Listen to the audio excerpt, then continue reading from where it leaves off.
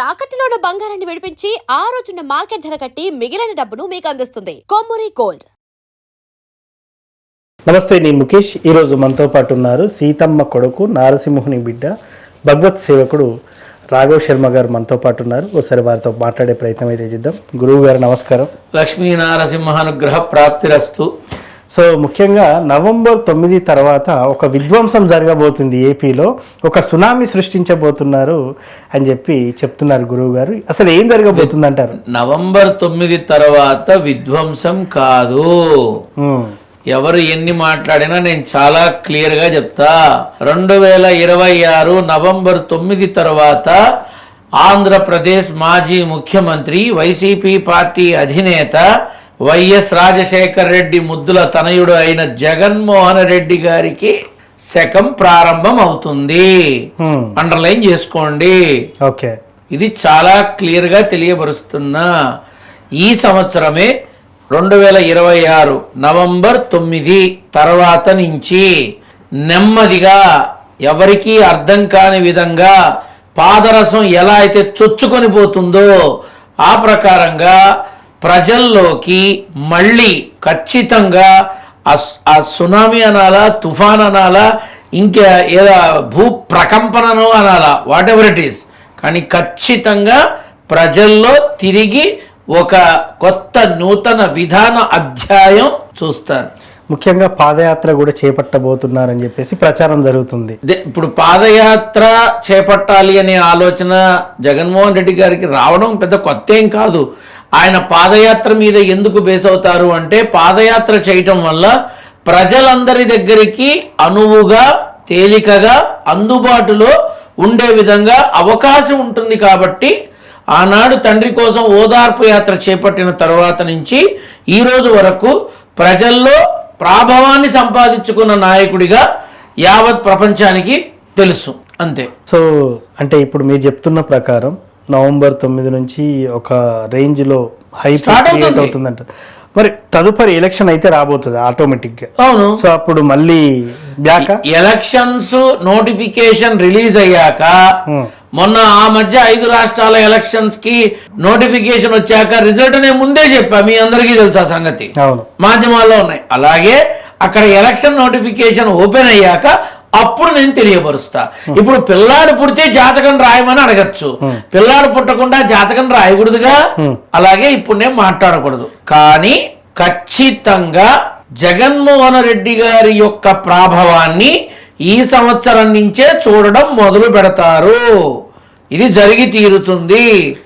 ఆంధ్రప్రదేశ్ రాష్ట్రంలో కష్టాలు, కడగండ్లు, బాధలు, రాజకీయ పూరిత కక్షతో చేసినటువంటి కొన్ని హత్యలు, ఇలాంటివి ఏవైతే జరుగుతున్నాయో వీళ్ళంతా కూడా జగన్మోహన్ రెడ్డి గారిని ఎందుకు కలుస్తున్నారు? ఎందుకు జగన్మోహన్ రెడ్డి వాళ్ళకి అందుబాటులో ఉంటున్నారు? రాష్ట్ర ప్రభుత్వం వైపు ఎందుకు చూడట్లేదు అంటే, ఇక్కడ అందరికీ అనుమానం రావచ్చు, వీడు వైసీపీ తొత్తు, వైసీపీ పేటీఎం, ఏదో అందినే వీడి బోందాచి లక్షణంగా మాట్లాడతారు. నేనేం కోపం తెచ్చుకొని హ్యాపీగా ఫీల్ అవుతా. ఎందుకంటే వాళ్ళు మన ప్రోగ్రామ్ చూస్తేనేగా పెట్టేది. ఆ ప్రకారంగా అందరూ చూశారని సంతోషిస్తా. కానీ ఇది నిజం. రాష్ట్ర ప్రభుత్వం దగ్గరికి ఎవరు వెళ్ళటల్లా. ఎందుకు? రీసెంట్ గా జగన్మోహన్ రెడ్డి సాయికృష్ణ అనే వాడి దగ్గరికి వెళ్లేంత వరకు ఎవరన్నా కదిలారా? ఏ ఆఫీసర్ అన్నా కదిలారా? ఎవరన్నా ముందుకొచ్చారా? చివరికి సీఎం ఆ కుటుంబాన్ని పిలిపించుకొని క్యాంప్ ఆఫీస్ లో కూర్చొని న్యాయం చేస్తాను అని మాటిచ్చి అప్పటికప్పుడు కేసు పెట్టి అప్పటికప్పుడు యాక్షన్ తీసుకున్నారు. ఇది జగన్మోహన్ రెడ్డి గారు అడుగు వేశాకేగా, అంతే కదా, వేయకముందు కాదుగా. ఇలా ప్రతిదీ రాష్ట్ర ప్రభుత్వానికి ఇదొక భయంకరమైన అగ్ని పరీక్షగా మారబోతోంది. గమనిస్తే చాలు. మీరు గతంలో ఇంకో మాట కూడా చెప్పారు, అసలు అమరావతి రాజధాని అనే ఊసే ఉండదు, మావిగన్కి వెళ్ళిపోతుంది మొత్తం అని ఇప్పుడు మావిగన్ అనే పేరు అనౌన్స్ చేసినప్పుడు 1-2 రోజులు భయంకరంగా ట్రోల్ చేశారు. కానీ విద్యావేత్తలు, శాస్త్రవేత్తలు, విశ్లేషకులు, విమర్శకులు, ఆ తర్వాత ఎంతో మంది జ్ఞానవేత్తలు చాలా మంది ఆలోచిస్తారుగా. నిజమే కదా, అన్ని సిద్ధంగా ఉన్న ఈ బెల్ట్ని క్యాపిటల్గా మారిస్తే ఎక్కువ శాతం ఆదాయం పెరుగుతుంది, ఎక్కువ శాతం ఖర్చు తగ్గుతుంది అని ఆలోచనతో ట్రోల్స్ చేయడం మానేసి దాని మీద దృష్టి పెట్టారు. ఇవాళ మచిలీపట్నం కానీ, విజయవాడ కానీ, మంగళగిరి కానీ, గుంటూరు కానీ మావిగన్ అని అనౌన్స్ చెయ్యక ముందు చేసిన తరువాత ఎంత ఉందో వెళ్ళి కనుక్కోండి.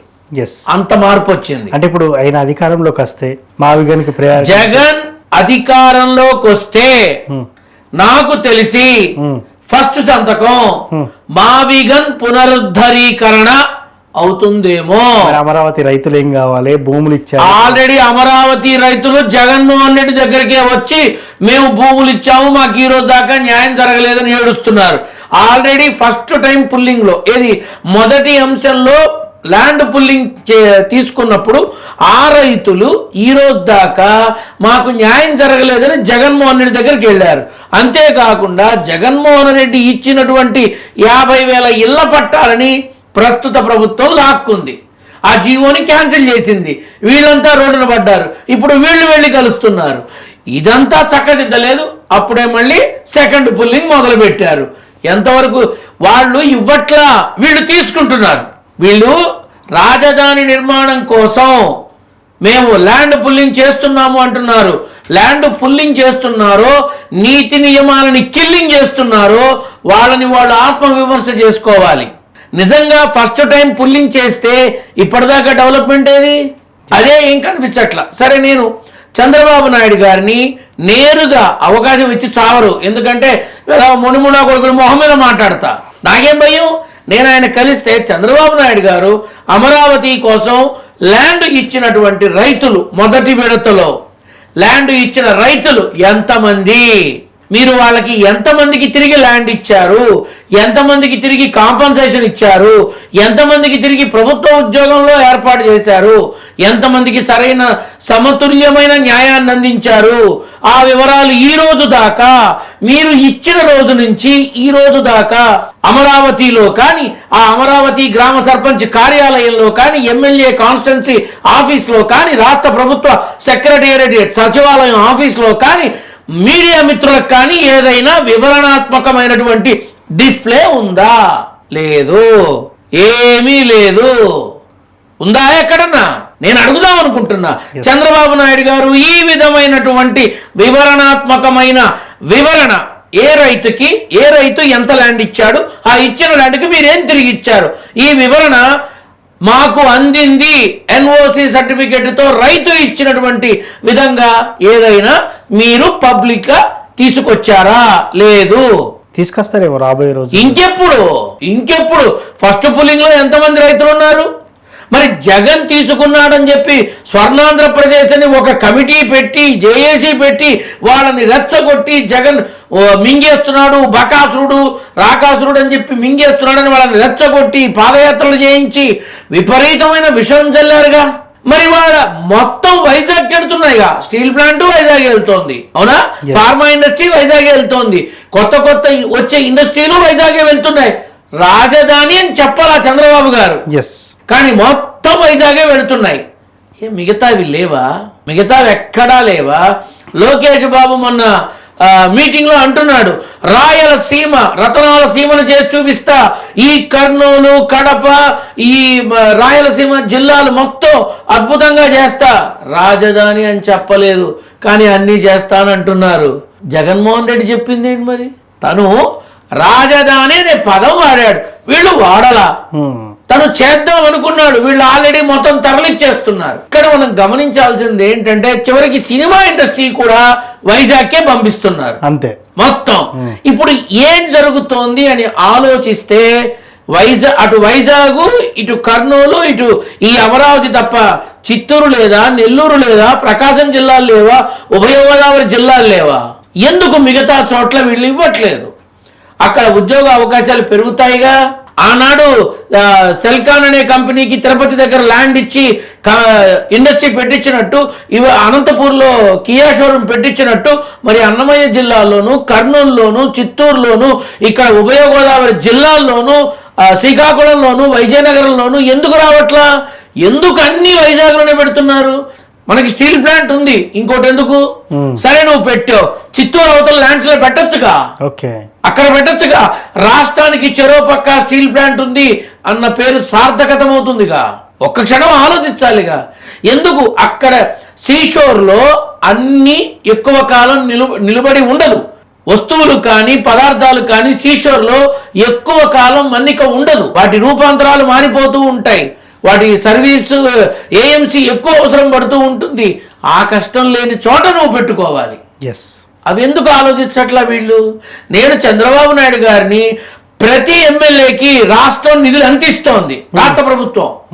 ఆ ఎమ్మెల్యే ఆ నిధుల్ని ఆ నియోజకవర్గంలో ఏ ఏ వర్గానికి ఏ ఏ డిపార్ట్మెంట్ కి ఎంత ఖర్చు పెడుతున్నారు డిస్ప్లే ఉందా? ఏ ఎమ్మెల్యే ఆఫీసులోనన్నా? ఎక్కడ కూడా ఉండదు. అది ఎందుకు లేదు? ఉంటే బాగుంటుందేమో, దాన్ని ఇంప్లిమెంట్ చేస్తే బాగుంటుందేమో. రెవెన్యూకి, మెడికల్కి, జిహెచ్ఎంసీకి, స్కూల్స్కి, కాలేజెస్కి, హాస్పిటల్స్కి రాష్ట్ర ప్రభుత్వం ఎక్కడ ఖర్చు ఎంత పెడుతోంది అనేది ప్రజలకి తెలియాల్సిన అవసరం ఉంది. వాళ్ళు ఏ రాష్ట్రమైనా ఏ ప్రభుత్వం అయినా సరే, రేపు జగన్మోహన్ రెడ్డి గారు వచ్చి కూడా నేను ఇదే అడుగుతా. ప్రతి ఎమ్మెల్యే తన కాన్స్టిట్యున్సీలో తనకి వచ్చే నిధుల్ని ఏ రకంగా ఖర్చు పెడుతున్నాడు అది తెలియపరచాలి. అన్నిటికన్నా ప్రమాదకరమైన బాధ్యతలు నిర్వహిస్తున్న పోలీసు యంత్రాంగానికి పోలీసు డ్యూటీ తప్ప ఇంకొకటి ఉండదా? వాళ్ళకి మాత్రం పెళ్ళాం బిడ్డలు ఉండదా? వాళ్ళకి మాత్రం కాస్త భార్య బిడ్డలతో ఉండాలని ఉండదా? వాళ్ళకి రీప్లేస్మెంట్ ఎలా చేస్తున్నారు? డిపార్ట్మెంట్ లో తక్కువ ఉన్నారని చెప్పి అదే పోలీసుల్ని 2 రోజులు 3 రోజులు డ్యూటీలు చేయించి తర్వాత రీప్లేస్ చేయించి ఇది కరెక్ట్ కాదు. ఇది కరెక్ట్ కానే కాదు. పోలీస్ డిపార్ట్మెంట్లో చాలా వరకు చాలా మంది హెల్త్ ఇష్యూస్ వచ్చి బయట చెప్పుకోలేక లోపల బాధపడుతున్న వాళ్ళు చాలా మంది ఉన్నారు. ఎవరు ఆలోచిస్తున్నారు వాళ్ళ గురించి? సుఖం, సంతోషం, ఆనందం ఈ 3 తెలియనిది ఒకే ఒక డిపార్ట్మెంట్, పోలీస్ డిపార్ట్మెంట్. వాళ్ళకి ఏ రకమైన వెసులుబాటు కల్పించారు? చచ్చాక డబ్బులు ఇవ్వడం కాదు, చచ్చాక ఇంకొకటి చేయడం కాదు, బ్రతికుండగా మనం ఏం చేస్తున్నాం ఇది గమనించాలి. కాబట్టి రాష్ట్ర ప్రభుత్వంలో ఈరోజు అమరావతి, యాజ్ యూ ఆస్క్డ్, అమరావతిలో రైతులు జగన్మోహన్ రెడ్డిని ఎందుకు కలుస్తున్నారు? Because they have not get anything. సభ్య సమాజంలో అంటారు కదా, అందరికీ కలిపి మీటింగ్ పెడితే లోకేష్ బాబు డయాస్ మీద ఉన్నప్పుడు ఒక రైతు అడిగిన ప్రశ్నలకి లోకేష్ బాబు నడుచుకుంటూ వచ్చి తప్పకుండా మీ విన్నపాన్ని నేను చూస్తాను, నేను కనుక్కుంటాను, నేను తెలియపరుస్తాను, నేను ఫాలో అప్ చేస్తాను అన్నారే తప్ప స్పాట్లో డెసిషన్ తీసుకోవాలా, స్పాట్లో ఆఫీసర్ని పిలవాలా, స్పాట్లో ఏ రకమైన చర్యలకి ఉపక్రమించాలా, ఇలా చెప్పేసి వెళ్ళిపోయారు. ఈ రోజు వరకు అతనికి న్యాయం జరిగిందో లేదో ఏపీ రాష్ట్రానికి తెలియదు. ఇది నేను అడుగుతా. సో మొత్తానికి నవంబర్ 9 తర్వాత ఏం జరగబోతుంది అనేది కూడా ఉత్కంఠంగా నేను కూడా చూడబోతున్నాను. ఖచ్చితంగా అప్పుడు మరోసారి విధానం చూస్తారు. అప్పుడు మరోసారి మనం మాట్లాడుకుందాం. ధన్యవాదాలు. లక్ష్మీ నరసింహ.